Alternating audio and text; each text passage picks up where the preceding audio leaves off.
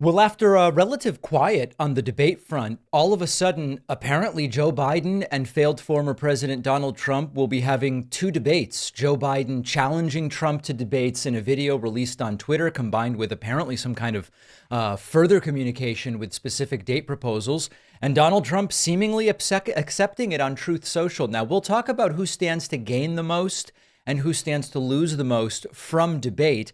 But I'll tell you, even though I think the format of these debates does not really lend itself to deep policy discussion, I would still prefer debates to no debates. And we'll talk about that in a moment as well.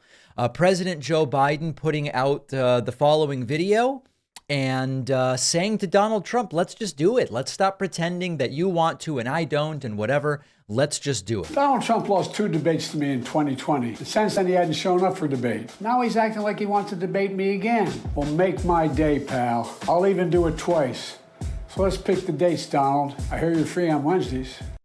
Free on Wednesdays, of course, because Donald Trump is embroiled in a criminal trial Monday, Tuesday, Thursday, and Friday. And they have Wednesday off, a day that Donald Trump plays a lot of golf, apparently. So what do we have here?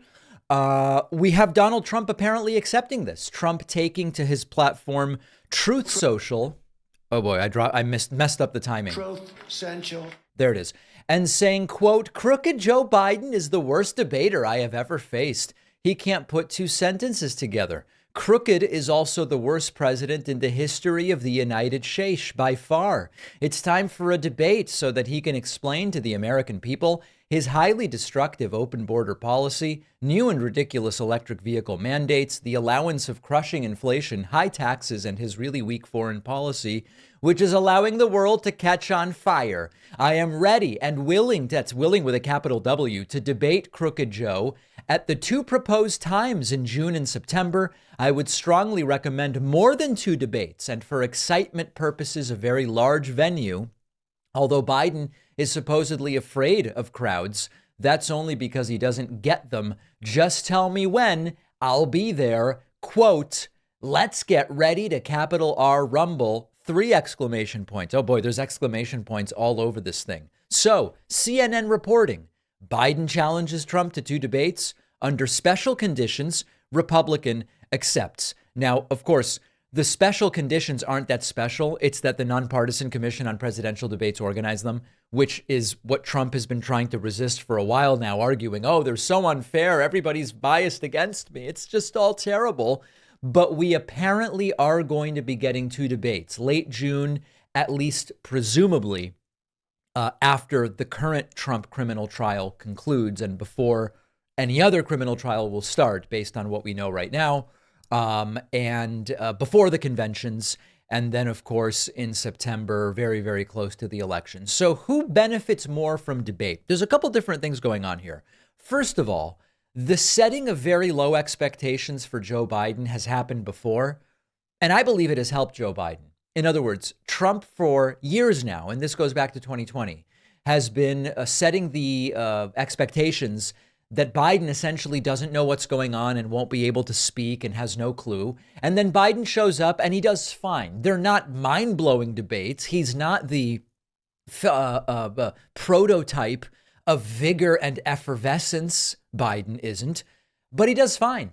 The expectations were set very low when Biden debated Bernie Sanders in 2020, and he did fine. And the expectations were low when Biden debated Trump in 2020, and it was fine. So in that sense, Biden potentially benefits from people going in thinking Biden might soil himself, and then Biden does completely fine. So that helps Joe Biden.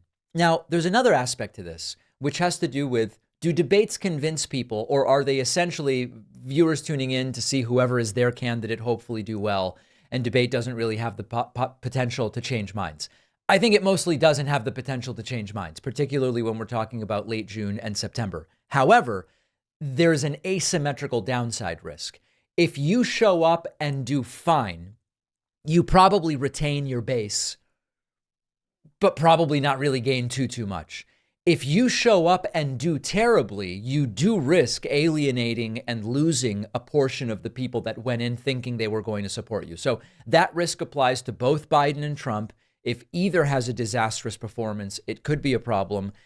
based on what the mental health professionals we've been speaking with say, Trump's cognitive deterioration seems to be accelerating. And a month from now, several months from now in September, it could potentially be worse. So there is definitely risk to both. I want to see debate, although I don't think we're going to learn too much policy-wise. We will get a sense, at least in theory, for how the two candidates would handle high-pressure situations with global leaders. Rudy Giuliani, as I've told you before, has been indicted, and so far Arizona officials have been unable to serve him with indictment papers because they just can't get access to him. It's been reported, including, for example, here by CNN, that officials can't find Rudy Giuliani. That's not really accurate. The report, if you look at it in detail, explains that officials actually showed up at what is believed to be Rudy Giuliani's home. They just weren't allowed in by front desk staff, doormen, I don't know what the right term is, security.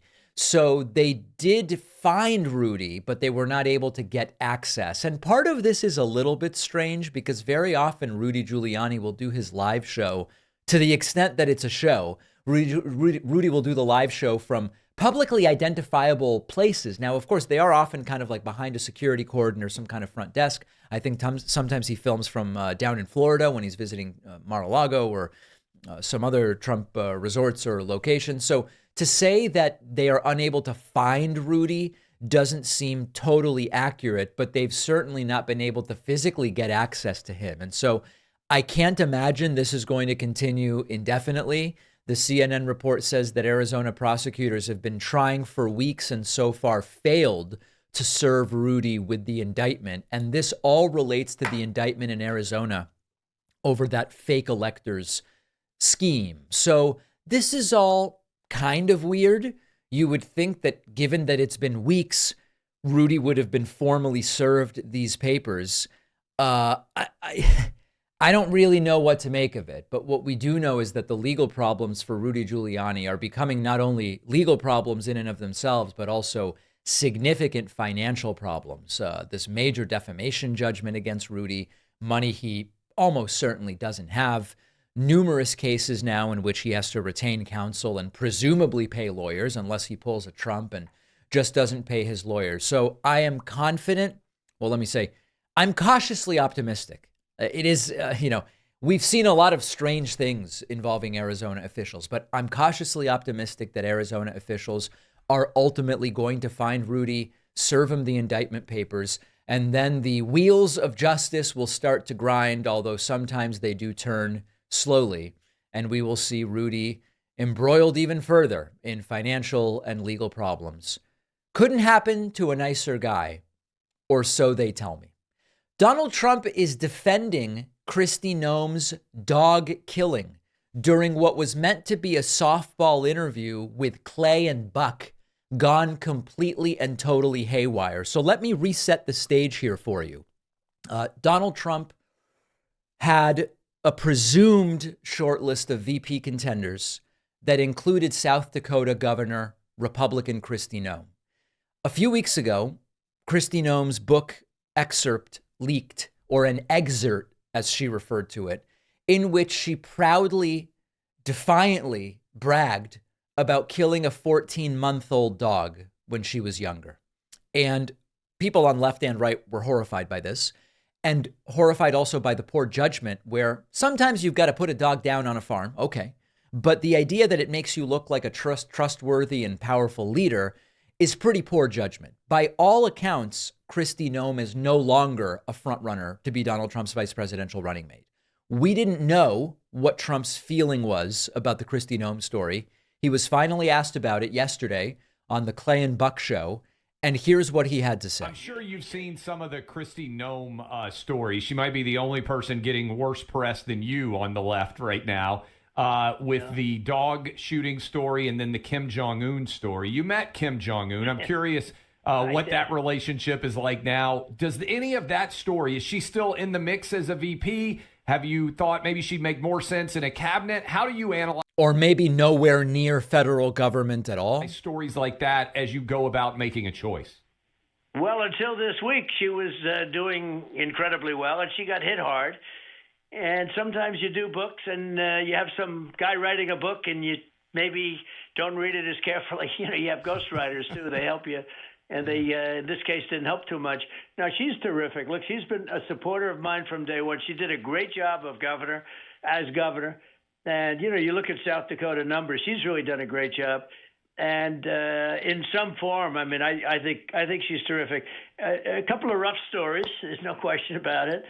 And when explained, the dog story, people hear that, and people from different parts of the country probably feel a little bit differently. But that's a tough story. It was a tough story. So, as usual, Trump unable or unwilling to answer simple questions. Are you still considering her for VP or aren't you? And it sort of sounds, if we run Trump's speech through some kind of Trumpian synthesizer that can detect his mannerisms of speech and kind of determine what it is he's saying, I think what Trump is saying here is he still likes her. He recognizes the press around the dog killing and lying about meeting Kim Jong-un haven't been good. He'd still consider her for some kind of role in a potential Trump administration, but that she's no longer in the running for VP. And again, we're decoding the rantings of a madman who's unwilling to answer any question directly. But that's the impression I'm getting from Trump's answer. Tell me if you agree. Trump also weighed in on the supposed epidemic of undocumented immigrants voting in presidential elections, something they legally cannot do, and there is no evidence whatsoever that they are doing. And Trump saying people who don't even know what the country is are voting in presidential elections. There's no question about it. And then the other is having to register voters, because they're taking these people who can't speak English, who don't even know what this country is, and they're registering them and trying to get them out to vote. And I only implore the Republicans to be tough, because they don't play as tough a game, unfortunately. Now, there is no evidence that this is happening. They come up with these stories that sometimes have like a visceral visual element, whereas Trump tells it, you imagine Democrats with clipboards just running around like ants, registering undocumented immigrants to vote. And of course, none of it makes sense. You can't register to vote. You can't get on the voter rolls if you are not a citizen of the United States. Where would Democrats even be going in order to register the undocumented immigrants? What's the mechanism through which they are doing it? It just no aspect of this makes sense. But most importantly, it's been studied. We've spoken to some of the folks that investigated whether this is taking place, and there is absolutely no epidemic of undocumented immigrants registering to vote, which they can't do, or voting. And the idea that the other version of this is, okay, the undocumented immigrants aren't registering, but what they do is if you're an undocumented immigrant, you'll show up to a polling place and go, oh, I'm Frederick Smith III. From 15 Penny Lane. I'm here to vote. And then the person at the polling place goes, oh, yes, of course, Mr. Smith, here's your ballot. Even if that were happening, which there is no evidence is happening, it would be an extraordinarily stupid and long-winded way to try to steal an election. And it's also not happening based on any evidence we have. So just, again, more of this nonsense. And then lastly, Trump mixing metaphors in a way only he can do. Listen to this. But you don't think he's able? I think at some point he goes out. I think so. What do I know? I can only say that here he is, and he was never the sharpest bulb in the room, ever. And now his... There you go. Biden was never the sharpest bulb in the room. He was never the sharpest knife. He was never the brightest bulb. And he was certainly never the sharpest bulb in the room. Well, if that's the case, Trump should be able to do really well in the 2 debates he's agreed to.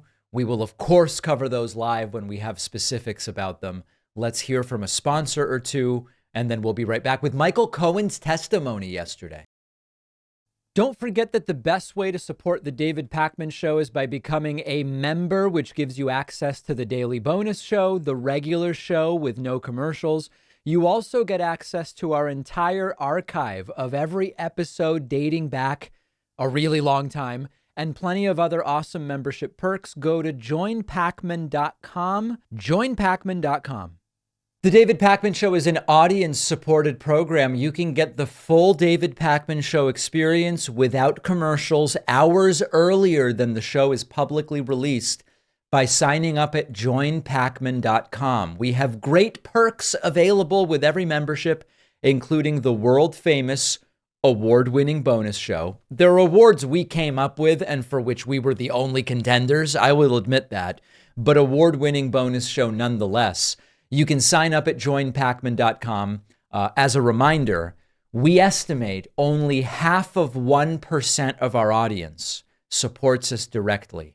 And if we could go from 0.5% to 1%, we would be financially sustainable indefinitely, no matter what YouTube does to our revenue, no matter what Facebook does to our revenue, which, by the way, Facebook has decided we're not promoting political content anymore. Revenue on Facebook is down 95%. No matter what they do, if we can grow our support from 0.5% to 1% through mechanisms like membership, we win and they lose.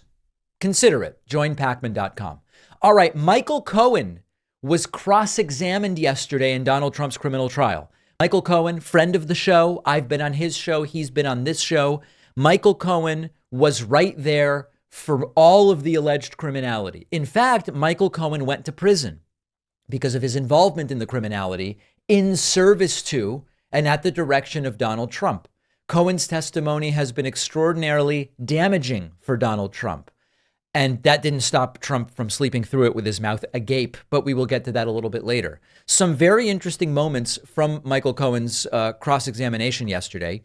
The Midas Touch, MidasNews.com has people in the courtroom, and they have a bunch of very, very interesting elements to this. And one funny moment was, apparently Michael Cohen is not a big fan of Todd Blanche, Donald Trump's current criminal defense attorney. And he was asked about this under cross-examination. And listen to this. Trump's lead counsel, Todd Blanche, then began cross-examination. He started out by asking Cohen if he called him a, quote, crying little S-word on TikTok. Cohen said that sounded like something he would say. He was then asked if he called Trump a dictator and a douchebag. He also admitted to that. Cohen also acknowledged that the Manhattan DA has asked him repeatedly not to talk about the case and that they were frustrated that he was continuing to do so. This is part of the smear campaign against Michael Cohen. Now, listen, there is a lot to be said for taking a witness who has been convicted for lying criminally, like Michael Cohen, and trying to expose him as fundamentally dishonest on the stand. That's a completely valid attempt to impeach the testimony of Michael Cohen. And if you can convince the jury that everything Michael Cohen says should be disregarded because he previously lied, then you are going to do a really good job at helping your client potentially avoid conviction. The problem is, I don't think the jury is this stupid. And the jury will understand, based on what we've heard from the original testimony of Michael Cohen under the prosecution's turn, and what we may see on redirect. I think that it will become clear to the jury that the extent to which Michael Cohen lied was in service to Trump and at the direction of Trump, and that in fact Michael Cohen's previous lies only support the evidence of Trump's criminality and Trump's knowledgeable and deliberate attempts to circumvent the law in order to hide and reclassify this hush money payment as a legal expense rather than what it actually is, which is a campaign expense meant to shut up Stormy Daniels so she doesn't tell her story and potentially damage Trump's chances of getting elected, which is exactly what Trump calculated. So I don't know. This is one of those situations where it really comes down to the attorneys. It comes down to the prosecutors and to Trump's defense counsel. And intellectually, outside of the confines of the courtroom, I think we all understand, yeah, Cohen lied, and there was a reason why he lied in order to protect his client. And then he came completely clean, and we have no evidence whatsoever that he has lied about anything ever since. On the other hand, if Trump's attorneys can say you have to completely disregard everything that this witness says because he previously lied, if they can convince the jury of that, that would be very good for Trump. I question seriously whether that's anything that they're going to be able to do. All right, despite Michael Cohen's riveting testimony and cross-examination in criminal court yesterday, the jury was reportedly absolutely titillated, leaning forward in their seats, riveted to every word coming out of Michael Cohen's mouth. Trump almost immediately fell asleep with his mouth agape, hanging completely slack, according to multiple reports. We have a number of different tweets or excretions reporting this. First one, quote, with Blanche several minutes into his cross-examination of Cohen, Trump is slouched in his seat, his eyes seemingly closed, and his mouth slack. Another tweet from inside the courtroom, quote, Trump looks out, eyes closed, drooping mouth. And here is a hilarious Wolf Blitzer report from CNN in which Blitzer reports on the mouth hanging open, which is just, what a detail. What a detail. Defense team is cross-examining Michael Cohen right now, and their goal appears to be to get under Cohen's skin. Trump's lawyer is quizzing Cohen about past statements he's made, as well as his ability to recall conversations with Trump.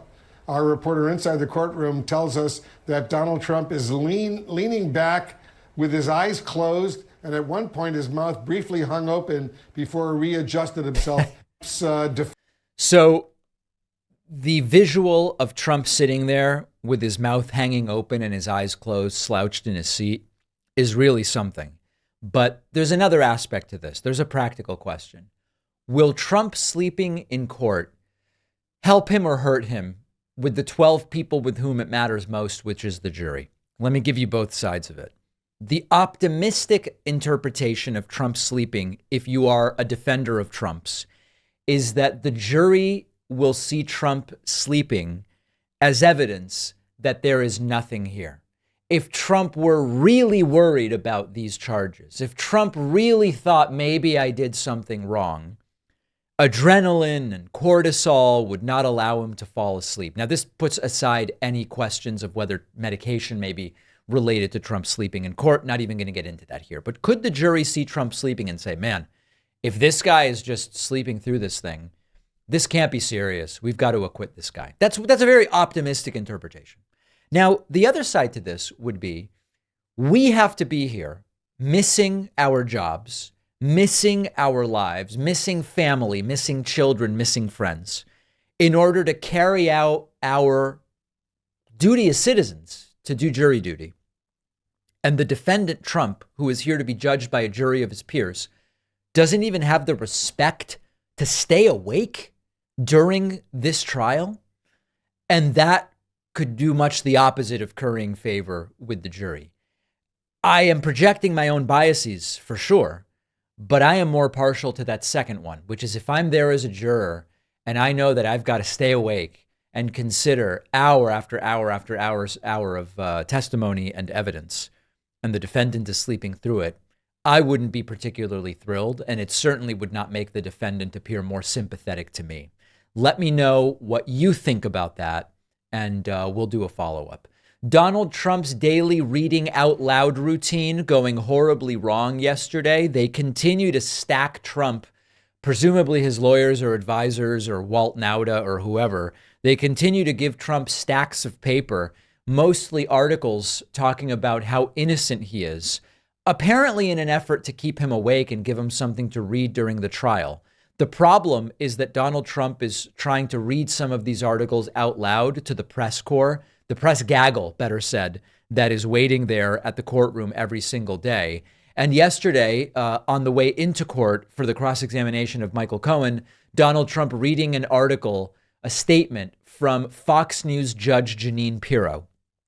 It won't surprise you to hear that Judge Jeanine thinks Trump is totally innocent. Take a listen to this. There's been no crime. Judge Jeanine Pirro, she talks here. She's very excited here.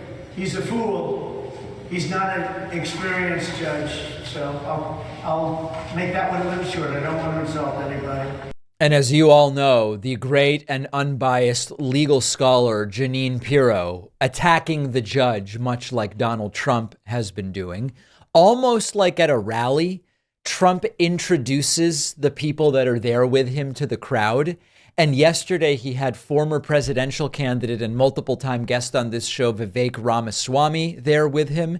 He had Speaker of the House, MAGA Mike Johnson. He had Congressman Byron Donalds with him. So Trump introducing people almost like it's a rally. And Vivek, who's here right now, so he can speak for himself, he said this is a sham trial.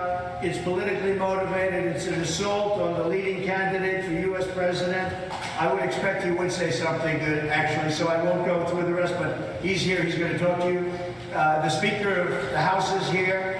We have Byron Donalds. Corey is here. We have a lot of great people here to talk to you. And they won't let them speak here. I guess they want to make it difficult for them to speak. So for some reason, I can speak here, but I'm the only one that's allowed. Okay.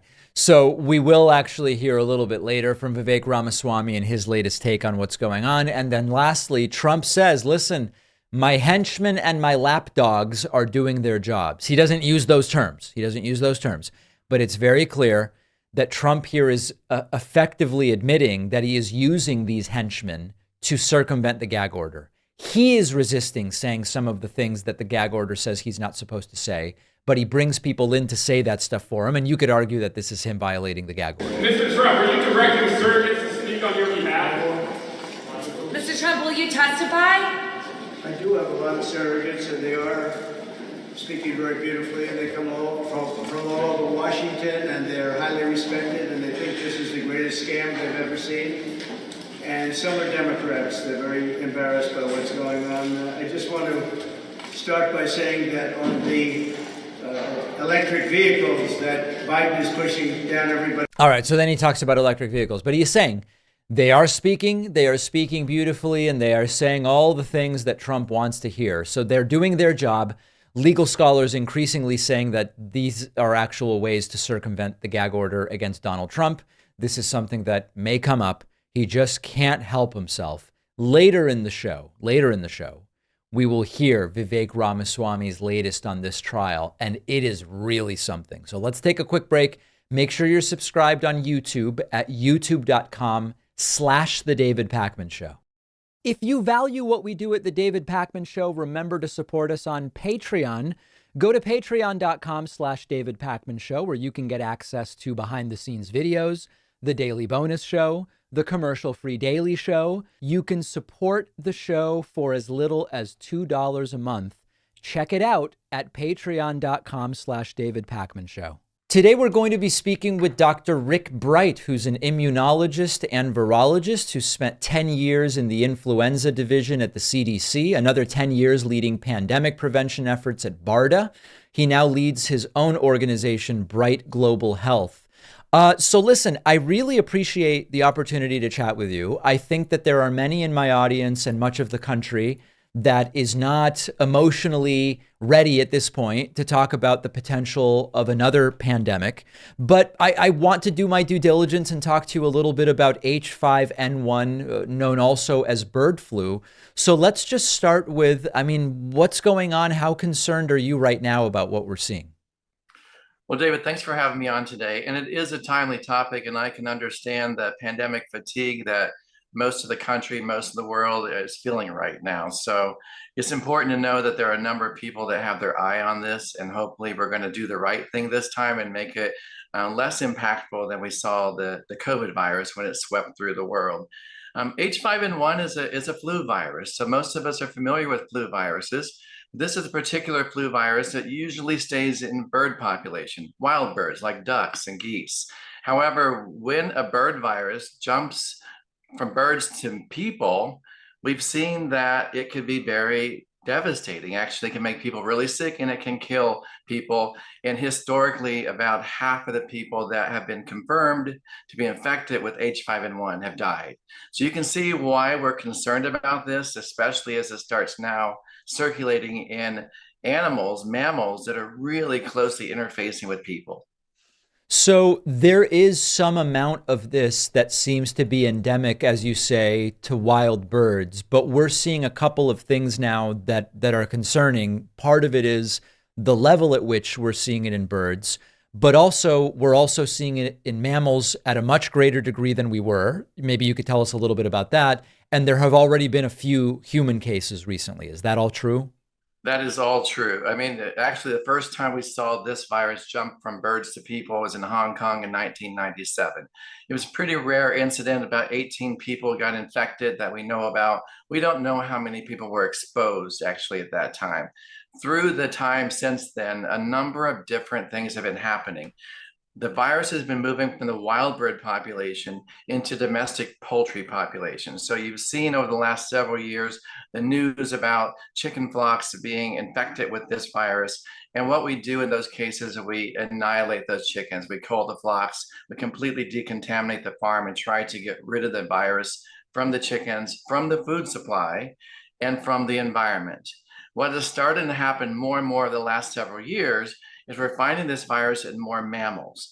Now, again, most of those have been wild mammals, bobcats, skunk, raccoons, bears, polar bears, a variety of these animals that we don't normally have a lot of human-animal interaction with.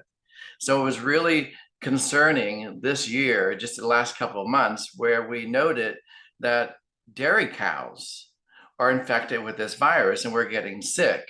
And that is concerning because of the huge interface that we have between farmers and dairy workers and animals, people working in the slaughterhouses and in the milk processing facilities. So we have a lot of interaction with these cows, and these are domestic mammals. And when we just thought it was in one farm or in one cow, it was concerning, but we very quickly learned that this virus has spread through the dairy cattle population across the United States. So now we have hundreds, if not thousands, of people interacting with these infected dairy cows on a daily basis. And the environment we know is contaminated. So there's a lot of this virus in the milk that's being transported to milk processing facilities. And there's a lot of this virus in the milk that's being disposed of in the wastewater system and in lakes and ponds, et cetera, around the farm. And because of this, we're finding now a lot of cats, domestic cats on those farms are drinking this milk or in this contaminated environment, and they're getting infected with this virus. And then sadly, when we're finding the cats that are infected, it very likely leads to death in those cats. So we're learning a lot about this, but this is really concerning because of that increased interface between domestic mammals now and people. In terms of the people that have caught this, has there been any human-to-human transmission so far, or has it been all from contact with infected animals? Well, it's really hard to really define that clearly, other than we do believe historically, since 1997 onward, most of the humans that have been confirmed to be infected with this virus had direct contact with an animal, with an infected animal. They picked up a sick bird, they disposed of it, or something along those lines. We haven't, and we've done a lot of investigation to try to find a link between the family members, for example, in the past. We haven't found a clear link to indicate human-to-human transmission. In the recent cases in the United States, it's been a direct interface between a person and the infected animal. So no clear signs yet of human-to-human interaction or transmission. Is that, it seems like that would be a good sign with regard to the possibility of this starting to spread between humans, at least initially. Is that fair? It would be an alarming sign. The great thing is the virus has a fingerprint, has genetic code. So the genes of this virus make it something that we can trace, like a breadcrumb trail back to where it came from and where it's going. And what's unique about the influenza viruses, in this genetic makeup, the genes code very specifically to infect birds. And we know those mutations that must occur in those genes for that virus to be able to infect humans better and then transmit human to human. And those likely won't happen all at once. So if we start to see that virus, as is in more mammals, adapting to mammals through that genetic code transition, then we'll be able to track that virus as it evolves and be ready for it if it were to start spreading more efficiently person to person. Now, we're getting a little bit into speculation here, but you talked earlier about the mortality rate among those humans confirmed to have had bird flu. We don't know necessarily how likely one is to get bird flu if they are exposed. That would be a different question, which it sounded like you said we don't necessarily know the answer to. Is it fair to expect that if it became more suited to human transmission, it would likely also change and we would see a lower mortality rate? Or is it not fair to make that assumption? I think it's fair to make that assumption. I do want to caveat that influenza viruses are, surprisingly, I would say, we're constantly surprised with influenza viruses. So we should learn to expect the unexpected. So just when we think we know an influenza virus, it changes and we learn something new about it. We didn't know it can infect cow udders, for example, mammalian tissue in cows. But we do think that the virus would not go very far and spread very far if it did kill 50% or more of the people that it infected. So most likely to be an efficient virus to spread efficiently among people, it's going to reduce that mortality rate. However, 50% is very high, and SARS-CoV-2 was 1 to 2%. So we have a lot of space in there, so a virus could still be much more lethal than what we saw with the COVID virus over the last 40 years. In terms of, if you Google this, you can find all sorts of different assertions made with regard to transmission and food supply. A couple things that I think would be relevant to know. If you buy normal pasteurized milk that's been heated to a certain temperature, do you have to worry about getting this from milk that you're drinking? Right now, I would say no. The FDA has done a lot of testing on pasteurized milk from the grocery stores, and their tests have shown that there are virus fragments in that milk, but they did not survive the pasteurization process, and the milk is not, they cannot isolate active live virus from that milk. And so I want to also make sure we think about this as a point in time, a snapshot. Yep. There are a few farms that have these infected cows. Now, in our dairy production process in the United States, we tend to mix and blend milk from a number of different farms. And so right now, we just have a few farms with infected cows that are contributing to that mix of milk going through pasteurization. Pasteurization seems to be handling that quite well. Right. As this virus spreads to more and more cows on more and more farms, that ratio of infected milk to uninfected milk going into the tanks into that pasteurization process is going to rise. So we want to make sure that we're continually testing that pasteurization process as it is pressured with higher levels of virus to make sure it completely inactivates virus in that milk. Ideally, David, we would be doing more things to keep the virus on the farm. And so there's a number of things we should be doing to prevent higher loads of virus going into the pasteurization process. But right now, our best check and the best safety measure between that virus and us is that pasteurization process in milk. Does raw milk represent a risk then? Raw milk is extremely risky at this point. Although we don't have any confirmed infections of people from people drinking raw milk at this point, we do suspect that the cats and the raccoons and the skunks in the area are probably drinking raw milk that's infected with H5N1 virus, and that is how they're getting infected, and it is lethal in those animals. So we are concerned if people consume these high amounts of virus in the raw milk, then they are putting themselves at extreme risk for infection, severe illness, and maybe even death. We don't know at this point, but it is too risky, and please, anyone listening, do not drink raw milk at this time. When it comes to eggs, if you scramble an egg and it is all cooked to, I don't remember if it's 165 or what temperature it would be at which we would consider the eggs fully cooked. I'm sure you can tell us. Is there a risk with a fully cooked scrambled egg? What about a soft boiled egg or sunny side up egg where the yolk is not totally cooked? It's interesting for the eggs in the poultry process and the egg producing farming. If we know infected birds, those population birds are culled and killed. And there's a very good process in making sure that infected flocks are not laying eggs going to the market. A second backup is most of those eggs going to market also go through a pasteurization or treatment process that has been shown repeatedly to kill any levels of virus or bacteria in those eggs. That third layer of protection, as you described, is the heat process, the cooking process. Again, if you eat raw eggs, you're always assuming a higher level of risk for any type of bacteria or things that might be in that egg still, or even in the process or transport of those eggs from market to your house to the kitchen. So I'm pretty comfortable in saying if you cook those eggs, then you're pretty safe because of the multi-layered process of protection that they've gone through.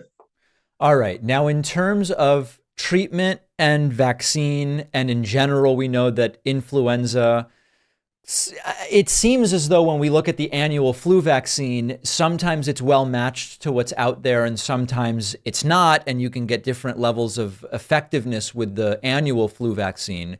What do we have as far as H5N1 vaccine? What do we have as far as treatment, antiviral, et cetera? Well, the good thing is we've been investing in vaccines and antivirals and diagnostics for H5N1 for almost 20 years, greater than 20 years. So I tell people we're better prepared for an influenza outbreak than probably any other pathogen outbreak that we've ever seen to date. But that said, we also know so much about H5N1 viruses that make us still vulnerable to what we might learn about this particular virus when it adapts to people and starts spreading. Our vaccines for influenza largely are produced in eggs. And so if we were to have a bird flu virus that's wiping out chicken populations, we might wipe out our supply chain of eggs to make those vaccines. H5N1 doesn't grow very well. Generally, the vaccine virus needs to grow in eggs for a while, and then they crack open the egg and collect the fluid, and they purify the vaccine from that egg. For a seasonal vaccine, we might get 3 doses of vaccine out of each egg. For H5N1, it doesn't grow as well in those eggs. It tends to either kill them or not grow well at all. And so we might get 1 dose of vaccine out of an egg. And for a seasonal influenza vaccine, it's 15 micrograms is the amount of protein that goes in that vaccine for immunogenicity to protect you. Yep. H5N1, it takes 90 micrograms, so multitudes more of that protein to be immunogenic. And it takes 2 doses of that vaccine, 3 to 4 weeks apart. So I like to give people the image, since we make these vaccines in eggs, and most of the world does, just for the US, people across America, it would take 900,000 eggs going into the vaccine facility every single day for 9 months just to make the supply of avian influenza vaccine for the United States. And one of the tricks that we've learned about over the years to stretch that supply is we add an extra chemical component to the vaccine called an adjuvant. When we add that adjuvant, and there's only 2 producers of that adjuvant in the world, but when we add that adjuvant, we can lower the amount of protein and get more doses out of the supply. So we kind of have that system in place, but it's outdated. This is a 21st century virus and outbreak we're thinking about. That is a 1940s vaccine technology. We've come a long way since then, and it's time to update that arsenal for vaccines. For antiviral drugs, I'll jump real fast. You know, we have really 2 different classes of antiviral drugs. One works on the neuraminidase, which is surface protein. One works on an internal protein, is a newer drug. The surface protein neuraminidase is called a neuraminidase inhibitor, Tamiflu, or also Tamivir. The other one is called Zanamivir or Relenza. Both of those drugs have been licensed since about 1999 in the US. What we know about influenza viruses, I described earlier, is they like to change. They like to mutate, they like to shift. Right. Have data showing in the presence of these neuraminidase inhibitors. So if a person is treated or an animal is being treated with these drugs, the virus can mutate quite quickly and become resistant to those drugs, meaning we have to have a diversified stockpile of these antiviral drugs that could work. So one would work in case the virus became resistant to the other.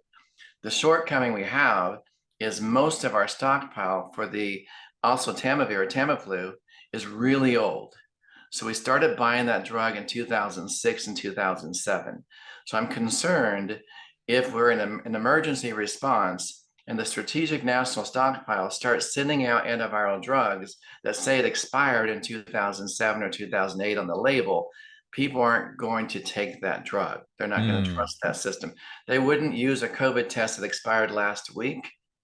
So I doubt they're going to use an antiviral drug that said expired 10 years ago. So we have a lot of work to do to refresh our stockpile, diversify our stockpile, and we need new antiviral drugs that work in new ways in case both of those become ineffective.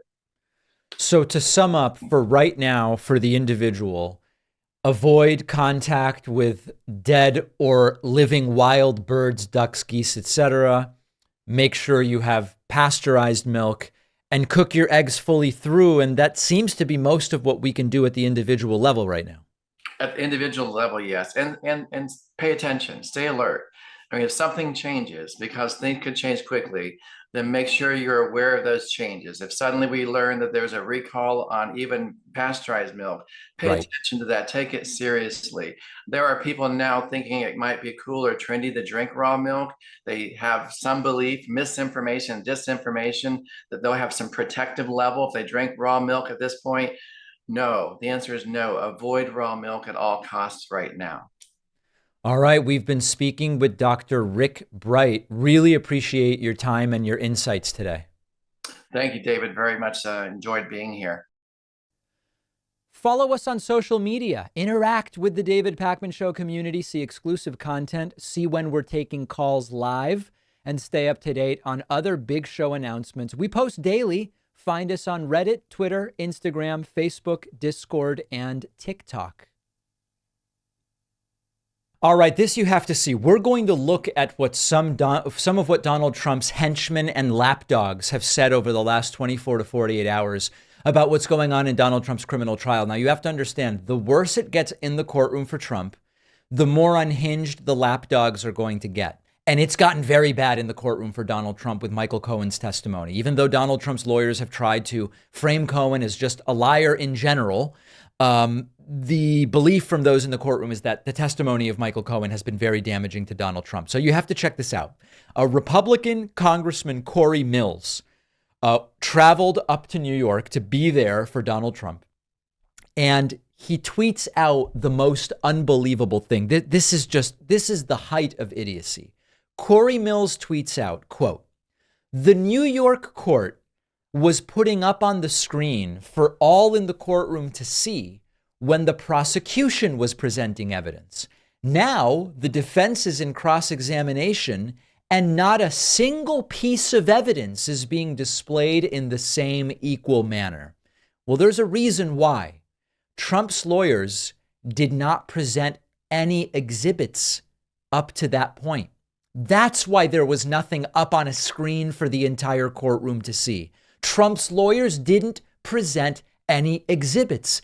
Imagine being this stupid, where Corey Mills sits there and the prosecutors are going through their turn and there's stuff put up on the screen. And then Trump's lawyer gets up there, Trump's lawyers, and all of a sudden you don't see anything on the screen. And you say, well, this must be some evidence of bias. The things the prosecutors did went up on the screen, but the things Trump's lawyers do don't go up on the screen. And the answer is they hadn't presented any exhibits. That's why you weren't seeing anything up on these screens. And this is like bottom of the barrel stuff here. And it's unbelievable that Corey Mills is this dumb. He also repeated, it's so exhausting at this point, the same tired talking points where he says, the entire trial is election interference. Here's Corey Mills. And, I don't know if we see this and we say, hey, good for him, he learned the talking points. Or we say, oh my goodness, how humiliating. Corey Mills is debasing himself by repeating the same nonsense. Let's take a look at it. You be the judge. This is nothing more than election interference at its finest. You are seeing where the weaponization of what was the Department of Justice, now the Department of Injustice, has continued to be utilized against the American people and against the President of the United States. I will tell you right now, the same way that I stand here steadfast behind our president, I know that America stands with him as well.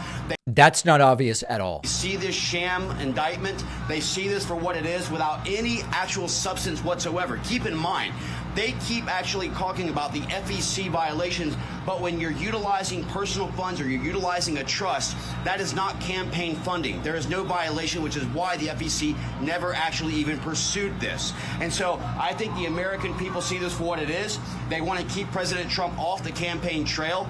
They're seeing what's happening in the swing states across America, and they're seeing exactly that this is draining down assets and resources that can be utilized by the president to continue to forge ahead, to build a stronger economy, to secure our border, and to get our nation back on track.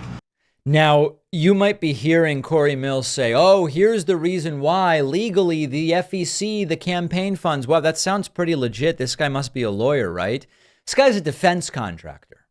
He doesn't know anything about what he's talking about. He has no idea. He's just repeating the tired talking points that we are hearing from Donald Trump and his most stalwart and committed and cultish defenders. And nothing he says makes any sense whatsoever. So you really have to understand at its core that a lot of these arguments being made in defense of Trump aren't connected to the facts in any way.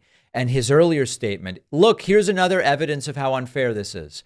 The prosecutor's exhibits get put up on a screen. Trump's defense exhibits don't.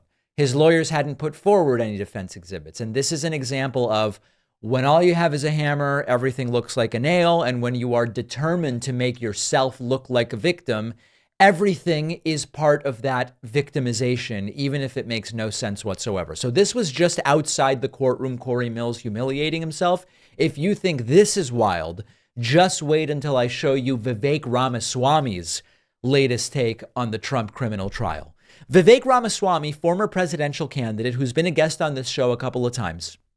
He was recently on the PBD podcast in Florida, a program I have also appeared on. Maybe I'll be back on that program soon. Who knows? We'll have to see. So Vivek Ramaswamy puts forward one of these thought experiments that is completely idiotic, but it's just complicated enough that some people might hear it and go, damn, that's a pretty good argument that Vivek is making. Now, I'm going to project my opinion onto this, which is this is painfully cringeworthy. This is one of the dumbest thought experiments about Trump's criminal trial that I've ever heard. Let's listen to it. If you don't understand it, don't feel bad, because this is Jordan Peterson-like in a sense. It's one of these things where you hear it, you recognize most of the words, but it doesn't quite make sense. And it's not because you're not smart enough. It's because it doesn't make any sense. All right, so let's take a listen. Here's Vivek exposing how absolutely ridiculous this Trump criminal trial is. I'm not following the day-to-day, obviously, as the trial's running, but I read about the summaries in the evening, and I wanted to go tomorrow more just as a friend and now supporter of Trump to be able to actually show support by being present, not, in any other capacity other than my own. But I will say that every day this trial proceeds, the trend that I've seen, I didn't follow today's, but up to today, all we've seen is one more layer of the onion of how the whole thing's a charade, right? If you think about this, imagine, a good way to imagine whether something... Okay, so now here's the critical part, everybody. Pay very close attention. Pay very close attention. A politicized prosecution is, right? Because everyone's going to be, MSNBC has their histrionic points, and then they would look at people who are defenders of Trump, like myself, as being partisans on the other side. Here's a good litmus test, okay? If the prosecution's theory of the case said you did something wrong, what if you had done the exact opposite thing? Okay, let's play that out. Sure. Then that should mean you did not do something wrong, right? Let's try that on this set of facts. On this set of facts, the basic theory of the case is the prosecution says, in order for them to charge this as a felony, that Donald Trump's payment to Stormy Daniels should have been recorded as a campaign contribution. That's the heart of the case. Without that, they couldn't charge this as a felony. It would only be a misdemeanor that's outlived the statute of limitations. The falsifying business records, it's outside the statute of limitations. It's a misdemeanor, not a felony. The only basis for this being a felony is if there's a different underlying crime, which what they allege is that he made effectively a campaign contribution without it being recorded as such. So now apply my test. If the prosecution says that's the thing you did and it's wrong, imagine you did the exact opposite. What would the exact opposite be? The exact opposite would be Donald Trump using campaign funds to make a personal hush money payment. In that scenario, I have no doubt these people would be going after him and they would have a much stronger case in that scenario. So now think about it. If he did thing A, right, is this... The funniest part is the panel thinks this is incredibly insightful. And I'm going to tell you in a moment. If you haven't already figured out why it's not, I'll tell you in a moment. Break the step down. He did thing A, and you said that's wrong. Let's say he did the exact opposite of thing A and did thing B, and you would have an even stronger case for him. Then that means you were going to get him no matter what. So that is the proof that this is a politicized persecution through prosecution. Now, these folks, the Viveks, the Jordan Petersons, and their followers, if they say something and you go, that's idiotic, that doesn't make sense, what they usually hit you with is, you're not smart enough to understand it. But the opposite of paying Stormy Daniels hush money is not paying her hush money because you realize it would be breaking campaign finance law. Vivek has come up with this opposite test where he goes, okay, if the problem was that they use personal money for a campaign contribution, the litmus test for whether that's wrong is to flip it around and say, what if they use campaign contributions for a personal hush money payment? No, the opposite would be not doing it at all. Not doing it at all because you realize that it's the wrong thing to do. And whether it's a legal reimbursement or a direct payment or using campaign funds, that it's the wrong thing to do no matter what. That's the opposite. And but the panel goes, oh, wow. It's like saying, if person X is on trial for murdering someone via suffocation, what if they did the opposite? What if they murdered them by drowning? According to Vivek, if you say we would charge them either way because it's murder either way, that's evidence of political persecution. And the panel was just amazed by it. They're like, wow. Now, here's something really funny. The next day, PBD's co-host, Adam Sosnick, who's a nice guy, by the way, and we chatted when I was on with PBD, Adam actually stuck around after, and we chatted for a little while. Adam, the next day, tries to kind of bring this up. And it's so stupid that he realizes as he's saying it, I don't know what the hell I'm talking about. And he gets this glazed over, confused look because he realizes, man, that thing Vivek said actually makes no sense. Here's the thing. At the end of the day, there's nothing really illegal about this. You might say that it's shady. You might say that it's immoral. But paying off people hush money, I don't think that's illegal. We're about to find out. Like, what did Vivek say yesterday? That if you reverse engineer the story and if you do it the other way around, then they basically proves that there's nothing wrong with that. So if you actually reported the money that you spent on the hush money as a campaign contribution, like, they're going to come after you either way. Yeah. So we're going to see what happens. He's like, I don't know, but that thing Vivek said about like the opposite and whatever, it doesn't make any sense. So these are the guru-like figures at this point within this MAGA movement. And it's a classic. Just check the comments. I'm sure the comments will be, David, you're too stupid to understand Vivek's thought experiment. That's the problem. You don't get it. It's just like when I criticize Jordan Peterson and the Petersonites show up, they go, David, Peterson's way out of his, you're not even understanding what Peterson is saying. That's why you're confused. You can't even understand it. It made no sense. It's the dumbest thought experiment you could possibly do. We have a voicemail number. That number is 219-2-DAVID-P.